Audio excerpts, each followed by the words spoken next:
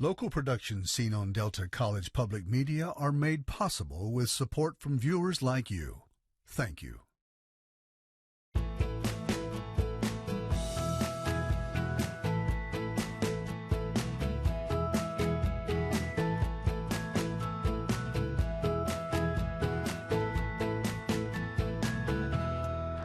Well, good evening, everyone. I'm Mike Redford, and this is the follow-up. Coming up on tonight's show, the financial fallout from the ongoing UAW strike against the big three automakers. It's already being called the costliest UAW walkout in history.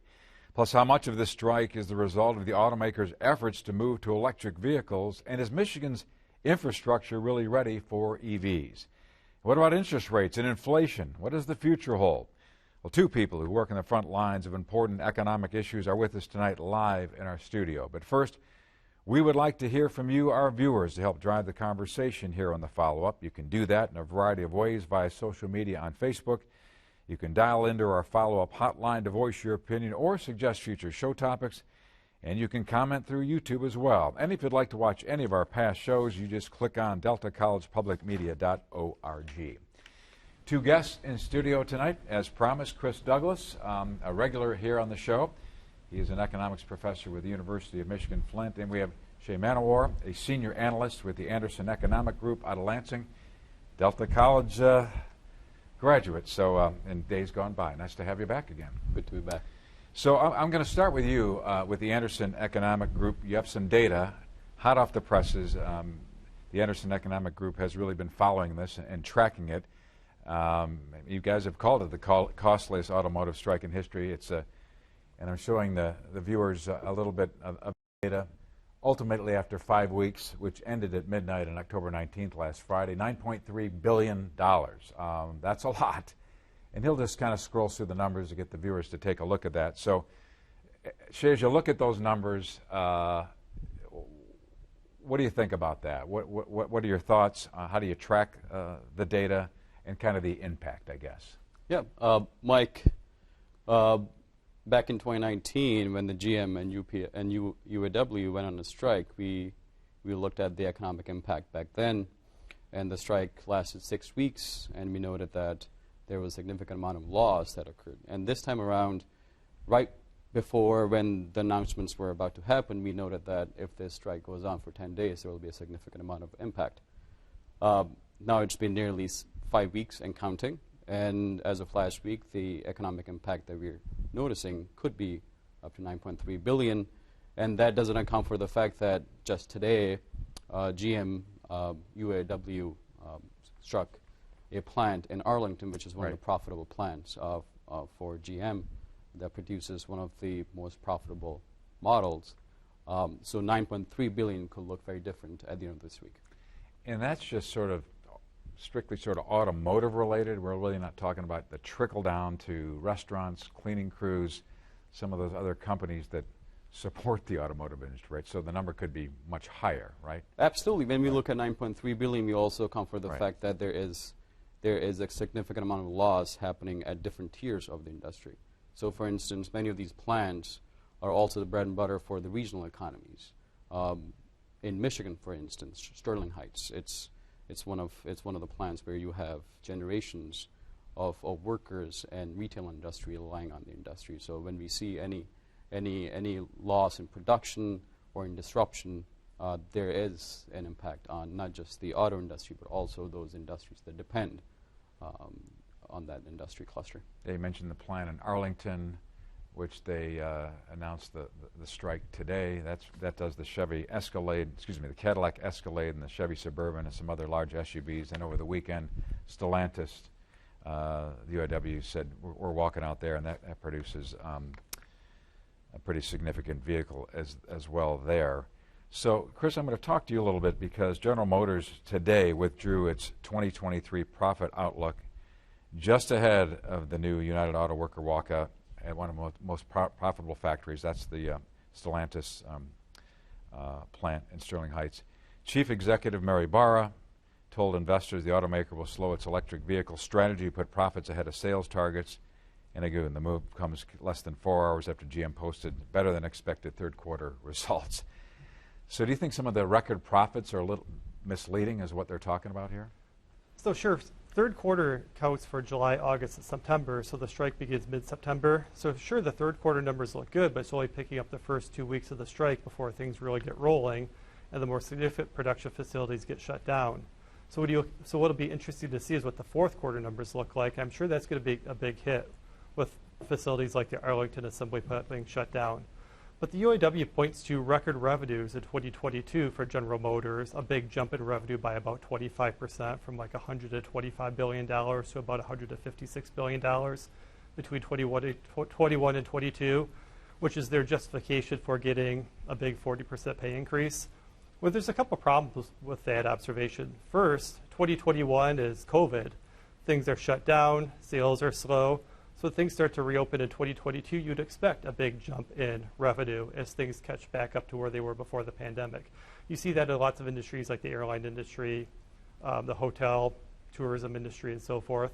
So it's kind of misleading to look at the jump in revenue between 2021 and 2022 because like COVID is playing such a role. But even if you look at 2022 revenue, yeah, that does look like a record, but it's only a record if you don't adjust for inflation, because we know that we've had inflation for the last couple of years. So you really want to adjust revenue for inflation to do apples and apples comparison looking at the past. And if you do that, it turns out General Motors revenue was at a record high in 2018. Revenue in 2022, adjusted for inflation, is about 9% lower than what it was in 2018. So it's not true that General Motors is earning record revenue, record profit. In fact, they're doing a little bit worse than what they were doing right before the pandemic, which I think is why General Motors is really holding out, not just giving the UAW what it wants to end the strike and put everyone back to work. Well, it's interesting because last week, Ford Chairman Bill Ford sort of said the same thing, that the longer this goes, you know, we're going to have to stop investment. It's going to hurt our growth. Mary Barrow, GM now, today kind of said the same thing. And I don't know if that's a negotiating ploy, but what they're saying is the longer this goes, it's going to hurt growth, and it may hurt the union in the long run because we may not have as many workers if we don't have the growth, right? It might. Absolutely, and we also have to recognize a couple of facts. The big three in the U.S., they compete with not just internally but also with brands and models such as Toyota, such as Hyundai, Kia, Tesla, and other startups who are trying to penetrate into the EV market. Sure.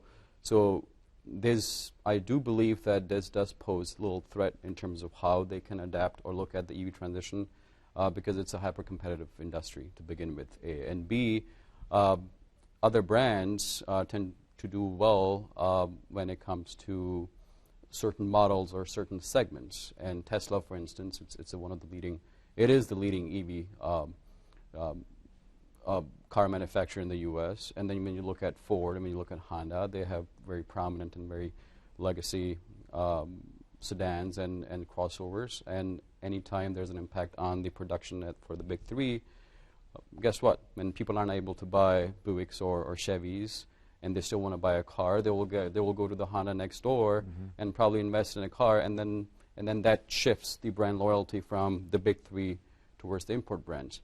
So any impact on the production, any impact on the inventory levels, especially coming out of the COVID, when we knew the supply chain disrupted, many of the plans or strategies for the big three and other events such as this actually does pose a threat.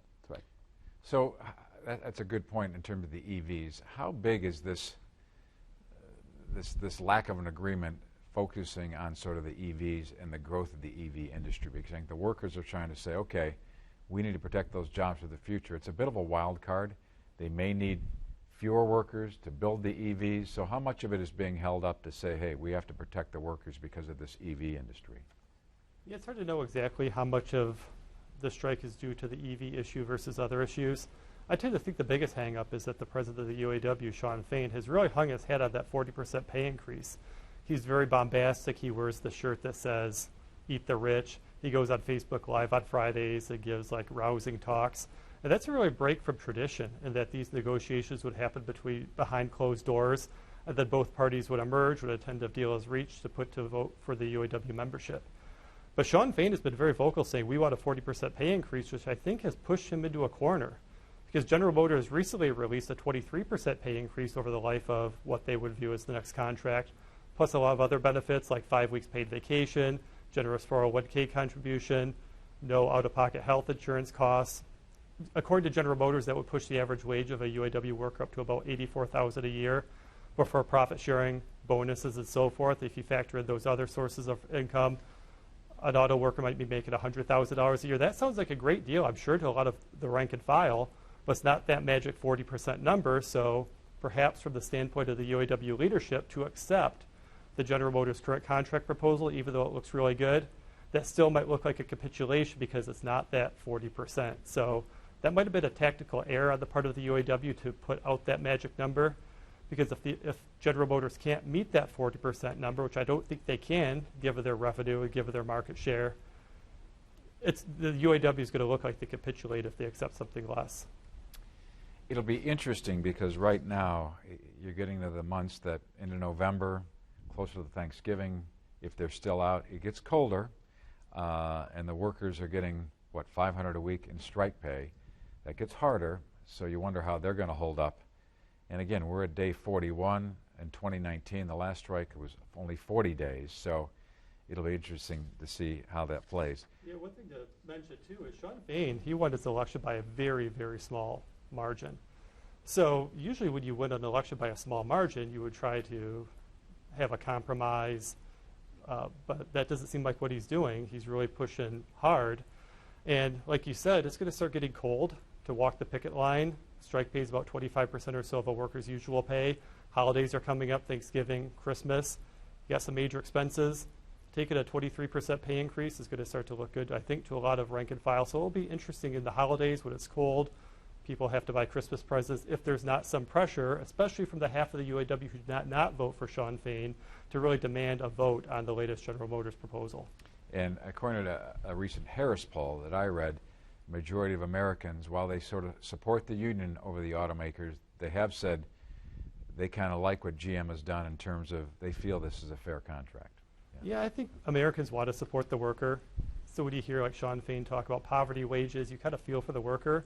But then we put actual numbers into the poll, $84,000 before bonuses and profit sharing, $100,000 afterwards. Well, then the poll respondent says, actually, that doesn't sound like poverty wages to me. That sounds pretty good. We think General Motors is perhaps being more than fair. I'll have to get a UAW worker on the show to see what they think about that. And I'm glad you mentioned majority Americans. I mean, we just have to recall that the majority of Americans just went through a huge fatigue since 2020. We had COVID. I mean, let's not forget it was one of the most major event that happened in the U.S. in terms of economic impact, Sure. social impact, and other from other perspectives too. The biggest question is there any appetite to have another fatigue type of event that could impact how people go into the Christmas season? A, and B, next year's election year too. So a lot of sentiments that develop because of this event could also impact not just how people buy or consume products out there, but also how they create a perception about how things should look like when you go into the election year. And I think that's one factor that we need to recognize. It's not just a conflict between a union and three manufacturers. It's impacting an industry that needs to look competitive out there, not just for the internal competitors, but also for overseas. Since COVID 2020, the entire supply chain got disrupted, and there were legislations that passed just to help bring in a sustainable supply chain and bring more businesses here with promises that there will be some economic activities at regional levels. For instance, Lansing, there is a GM Altium battery plant being built. And then there's one in Lordstown as well. And then there are numerous other plants that manufacturers are trying to establish with the help of other ventures. So the biggest question is this event look like a dark spot on how people will think of the Detroit 3 brands going forward? If that impacts the perception, they will rather go buy Honda and Tesla, and there goes the brand loyalty. The problem too is we talked about how the EV market's hyper-competitive, but even the traditional internal combustion powered market is hyper-competitive too. It's not the 1960s where the Detroit 3 controlled 90% of the U.S. auto market. The Detroit 3, the last time I checked, controlled maybe about 45% of the U.S. auto market, which means foreign automakers have the majority of the U.S. auto market. So suppose General Motors capitulates to the UAW and says, I'll give you a 40% pay increase just to end the strike. Well, General Motors would have a tough time passing that cost on to consumers by raising prices because the consumer would see the price of the General Motors vehicle shoot up, and then they could go across the street, buy a Honda, buy a Ford or a Nissan, companies who won't be raising their prices because they're not seeing the same cost pressures that General Motors is seeing. So just give the competitive nature of the auto market, which is great for the consumer, lots of consumer choice, holds car prices down, but really limits how much General Motors can give the UAW, given that it faces significant competition from those non-union competitors. So let's go down that path a little bit about the EVs. This is where they want to go. But Shay, and you'll say you've done some research on this. Our infrastructure really isn't ready for that yet, right? Yeah, I mean, we recently did a study earlier in the year. We looked at the geographic distribution of the charging infrastructure in the Michigan. There was a huge cluster down around the Detroit metro area, but once you start going up north, we barely have any charging stations. So any family or any household trying to buy an EV and tend to spend quite a bit of time traveling back and forth between two peninsulas, they will think twice. So yes, the focus needs to be on how to improve EV infrastructure that includes charging stations. That will influence how people make decisions, and that's how consumers decide when they're buying a product that tends to last about 5 to 10 years and serves not just an individual but the entire family, and where safety is a concern. So once, for instance, if I'm going up north and I know that there are only less than 10 EV charging stations, would I buy an EV or would I rather buy a tried and tested internal combustion car? Yeah, there's been a couple of kind of humorous instances where people have tried to do cross-country road trips with EVs. Like the Wall Street Journal, I think this past spring, sent their interns on a cross-country road trip in an EV just to see what it would be like to charge the EV in that 2,000 to 3,000 mile drive. And it was a total fiasco. Like there's not a lot of charging stations. The apps you use to find charging stations are often incorrect. They say there's a charging station where there really isn't one. Plus it takes a while to charge an EV, so you get to a charging station, maybe there's two. Both are being used for a couple hours as the current occupant charges their EV. And then recently, former Governor Granholm, now Secretary of Energy, she tried to do a cross-country EV trip to tout EVs. And that turned into a total fiasco, too, because of the charging issue. So what if her staffers tried to block off a charger so that she could be guaranteed a spot to charge her? I think she's driving an SUV, some sort of SUV. And a family in a minivan, I think during the summer when it was hot, needed to use that charging station. They had actually called the police on the energy secretary. The police had to come and sort the whole thing out. So your viewers could find stories about that if you just do some Googling. It's easy enough to find because it was such a fiasco. But yeah, to Shay's point, driving an EV is fine if you're in a city, doing a 5 or 10 mile trip, you're just going to drive it back home and charge it. But if you're doing a significant driving, the charging station issues, it's a real problem. It's not like right. pumping gas for 5 minutes. You're talking an hour or two, and a station that there's not a lot of stations of. Yeah. Yeah, and Dr. Chris is spot on, but there's also an opportunity here. It's not the first time that there's an industry going through a transition. It has happened in the past, it's happening again, and it's based on what we are seeing in terms of aggressive goals from all manufacturers, it might be inevitable that it's going to happen. But the question is, should we look at it as an opportunity, and should we look at the glass half full? And that suggests that there might be a chance for investors and entrepreneurs and other startups to grow around that idea of how we can improve the infrastructure. So there is a huge amount of opportunity. Sure. So for that, we also have to ensure that we keep things more transparent in terms of how some of the goals should look like from manufacturers, instead of making an aggressive deadline that half of the sales would be EVs, which when we look at the data, and that's something AEG looks at it, I look at it day in, day out, you cannot just tell by looking at the numbers that some of the goals that OEMs have suggested, right. They're manageable. So if we are more transparent when it comes to how manufacturers want to adapt the EV transition, it could also impact how other consumers, as well as other startup entrepreneurs, will look at it as an opportunity, and maybe help rebuild the infrastructure that we do need in the country. We'll probably get there, but the targets are just a little bit maybe too aggressive. So you opened the door about fatigue in the economy. We just came off of COVID, and we were getting a little bit of a budget surplus there because we were all getting rebates and refunds. And now we've got this automotive strike. So inflation was at a 40-year high. It seemed like we were coming off that a little bit. And we do have a graphic that shows about where sort of inflation has been in the last 12 months. I think it's near, 3.7%. So you guys kind of work at the front lines and the economic issues. There it is. It says 3.7% annual inflation rate for the 12 months that ended September 23. I was sort of surprised when I saw that. I thought it was much higher, but it has cooled a little bit. But what do you think overall, as you look to 2024, the economy overall and the impact of this strike, is that number going to kind of jump up again? Or you mentioned the term fatigue.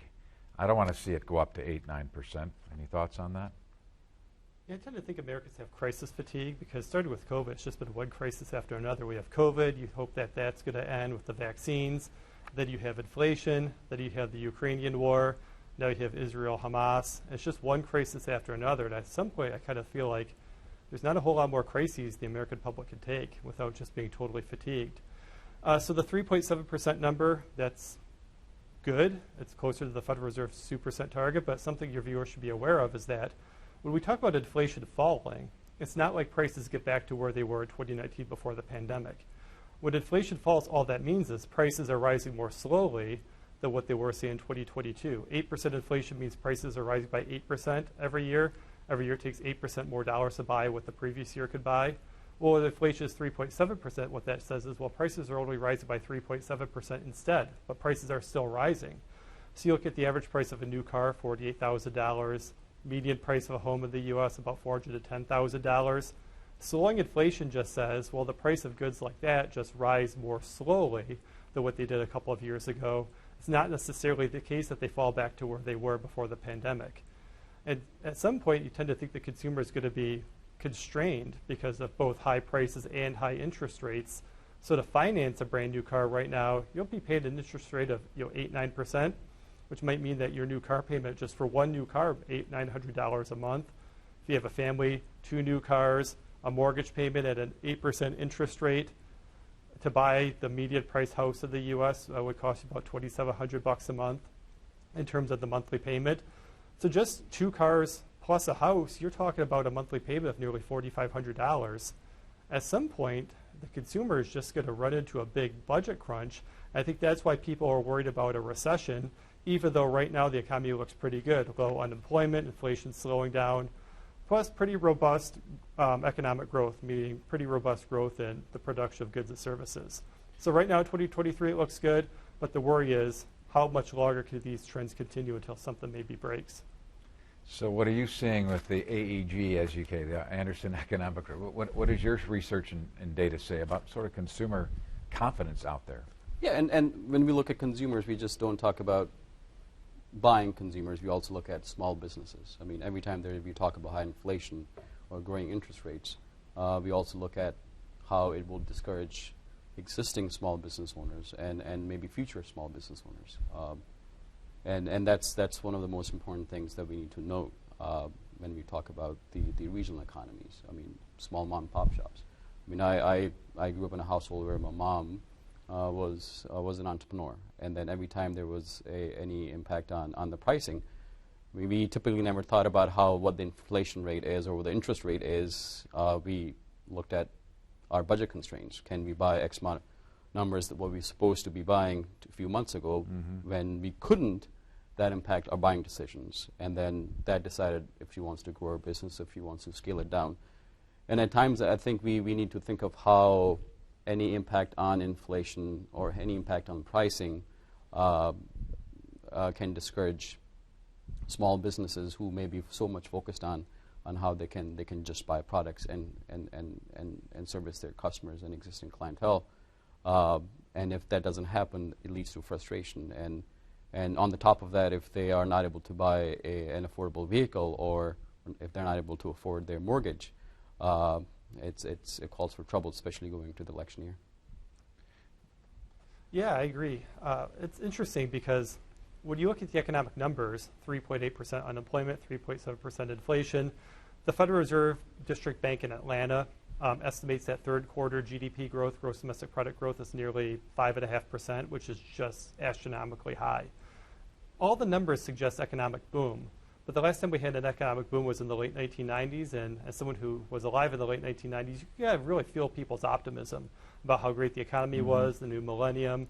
The numbers suggest that you should see that same optimism right now, but it's exactly the opposite, where I think the consumer sentiment's pretty low. That's what the numbers suggest too when you look at like the index of consumer sentiment. So it's like the good economy is evident everywhere but the view of the consumer. And I think because the consumer is being crunched at high prices plus high interest rates. So I guess the question is, who's right? Is the consumer right in terms of, well, actually things are a lot worse than the numbers suggest?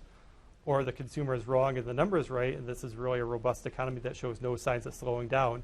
Larry Summers, former Secretary of the Treasury, gave an interview with Bloomberg recently where he says this is the Energizer Bunny economy. It's just going and going and going. Well, the question becomes, well, how long is it going to be a bunny for? Another year, another 2 years, another 5 years?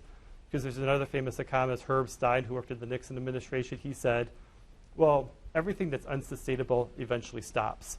And the question is, like, what's that stop look like? And when is the stop? And I think that's kind of the million-dollar question for the current economy. If the current economy is not sustainable, well, when's the stop? And what's that stop look like? Or maybe the current economy is sustainable and we have another 3, 4, 5 years of robust growth.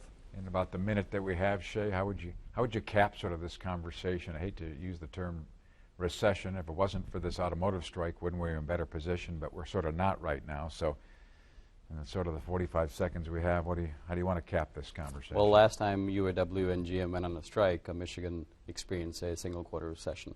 Now we're looking at 3 manufacturers, not just one state, multiple states. So the footprint is much larger than 2019. What could happen coming out of this strike, we would see in the data eventually.